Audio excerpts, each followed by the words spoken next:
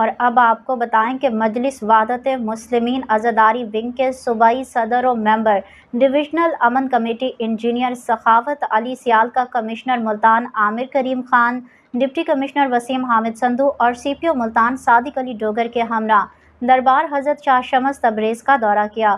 اس موقع پر سجادہ نشین دربار حضرت شاہ شمس تبریز مخدوم آن رضا شمسی موجود تھے۔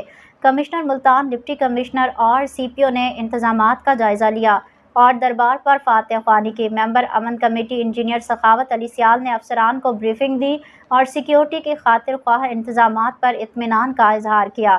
اس موقع پر کمشنر ملتان عامر کریم خان کا کہنا تھا کہ محرم الحرام کے دوران مذہبی ہم آہنگی، رواداری اور اتحاد بین المسلمین کو فروغ دینے کے لیے امن کمیٹی کے ممبران کا کردار بہت اہم ہے۔ انہوں نے کہا کہ ملتان ڈویژن کو امن و امان کا گہوارہ بنانے کے لیے پولیس، ضلعی حکومت اور دیگر انتظامی ادارے اپنا بھرپور کردار ادا کر رہے ہیں۔